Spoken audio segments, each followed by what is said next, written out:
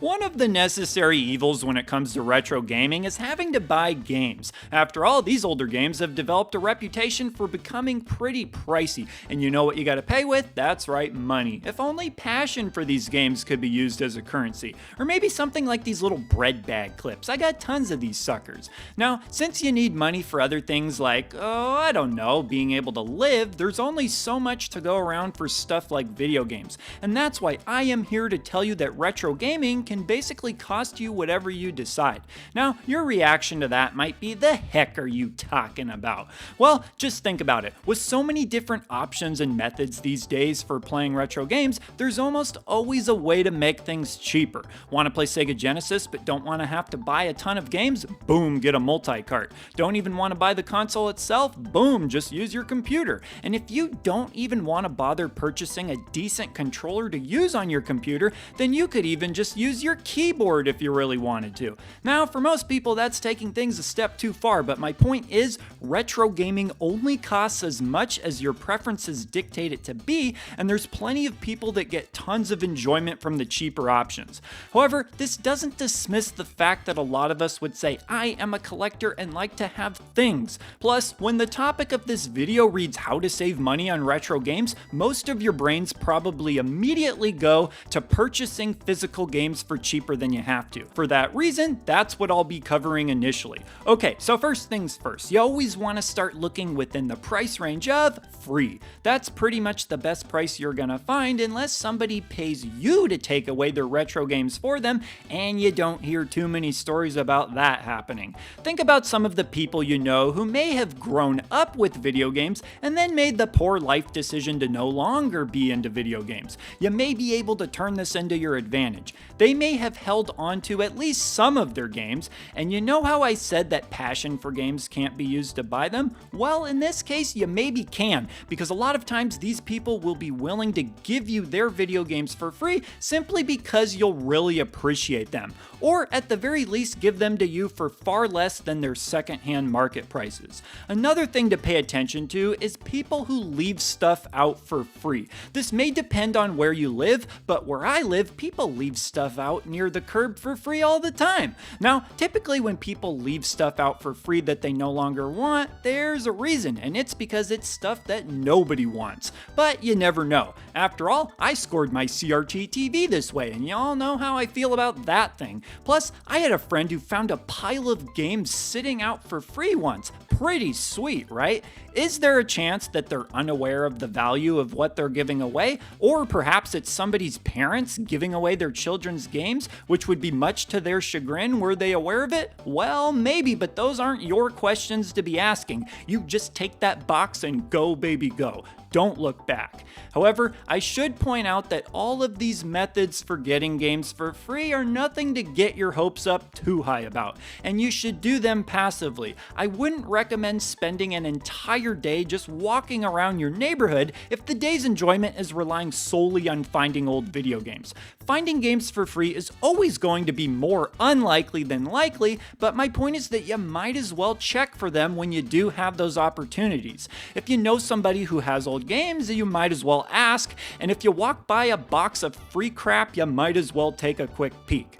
I'd argue this same mindset applies to some of the other popular options for finding cheap games, such as thrift shops, garage sales, and flea markets. Now, there was a time when you actually could spend an entire day or even just morning looking for old games this way and make out pretty good most of the time. But nowadays, things have dried up a bit. Unless you've got a thing for sports games from 1 or 2 generations past, it can be hard to find stuff. Plus, something people don't always think about is time. Usually people only think of cost in terms of money, but what is your time worth to you?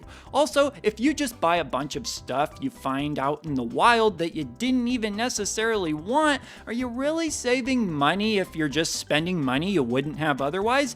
And sure, perhaps the joy comes from finding something you wouldn't have thought of getting, but it is something to consider. I should probably mention things like Facebook Marketplace as well. Not only do you not have to go anywhere, anywhere, at least not until you buy something, but it's just a few clicks to take a look at what's available. Again, don't get your hopes up every single time you look, but if you're patient and spend a few seconds looking each day somewhat regularly, you're bound to find something. Okay, so what about if you know exactly what you want and are willing to spend eBay prices on it, most likely by going to eBay in order to buy it? Although there are some other similar websites as well. There's a few common practices that you should follow when it comes to eBay. Rule number 1, don't purchase buy it now listings that have been sitting around for a while. Odds are nobody else has bought it yet for a reason, because it's not a low price. You typically want to look at newly listed listings if you're going the buy it now route, since you may catch a low price before anybody else who is interested will see it. Rule number 2, auctions generally end at lower prices than buy it now listings, at least the buy it nows that sit around, because you're dealing with patient buyers, and most of the time patient buyers aren't willing to spend as much as impatient buyers. Though all it takes is a couple hotheads to get into a bidding war, so look out for that. Rule number 3, reach out to sellers before purchasing to see if they'll lower the price at all, especially if you're looking to buy multiple games from them. The worst they can do is say no. It's not like they're gonna come to your home and kick your butt.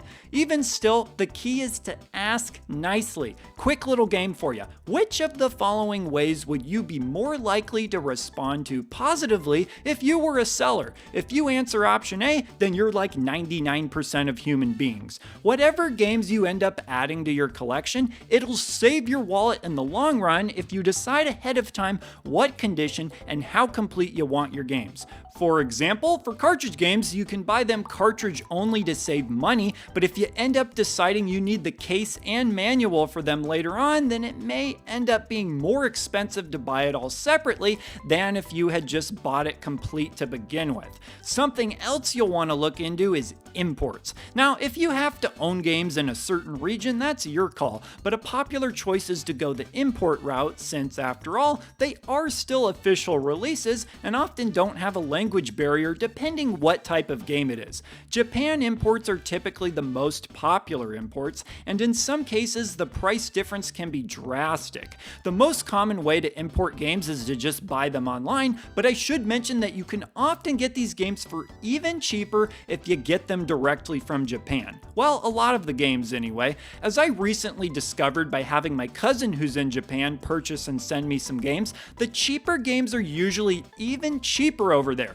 When you get into some of the really expensive games, say the ones that are $100 or more, that's where the prices start to match back up with eBay prices. So if you think you're gonna find piles of Radiant Silvergun for $3 a piece there, think again. Even something weird like the GameCube component cable seems to hold its value there, but some of the lower priced games are definitely much cheaper. For reference, my cousin got me all these games and I paid less than half of what it would have cost me online. Now, obviously you don't want to make a trip to Japan just to buy video games, as airfare alone would sink those savings, but if you can have somebody there send them to you or happen to be there yourself, it's definitely worth it. Alright, and last but not least, I am going to talk about the biggest way to save money, and yeah, it's not a fun answer, but it is the absolute truth, my friends, which is the best way to save money on retro games is with the games you choose not to buy and the games from your collection that you choose to sell in order to get money back. If you've been watching my channel long enough, then you'll know that I'm definitely a consolidation guy.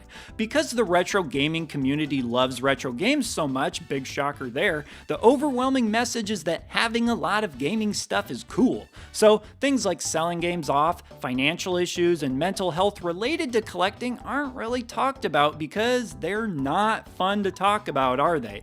Point is, I'm here to say that there's nothing wrong with either selling off some of your games or deciding not to buy certain games, even if you think they're cool because you realize you don't need them. And that doesn't mean you're any less of a fan. It's perfectly okay to not have certain games and still be considered somebody who has mad passion for this stuff. And this could apply to anybody who's looking to save save money, regardless of what their personal situation is. Here's one way to think about it. Say there's a game that you're considering buying, and for the sake of this example, let's say it's a game that you'll end up never playing or really caring about. Now, at the time of purchase, you rationalize it as, this game is normally $30, but I bought it for $20. I saved 10 bucks. Or you could not buy the game and rationalize it as, I saved $20 by not buying the game. It just depends how you look at it. And yeah, I know a lot of you are perfectly content with your collections, but if you're looking to save money on retro games, as is the question that this video is supposed to answer, that's one of the biggest ways. There's just no getting around it. Alright, and so there you have it, a whole lot of answers that hopefully will be helpful to all of you in one way or another. And maybe this will finally allow your wallet to come out of the witness protection program, or maybe it's just seen too much money spent on games to be trusted. Of course, feel free to share any personal tips you may have when it comes to saving money on games, as I, in addition to fellow viewers, would love to read them. So be sure to leave those responses, and I will see ya in the next video. He's the Retro Bird, yeah, and he's talking about things.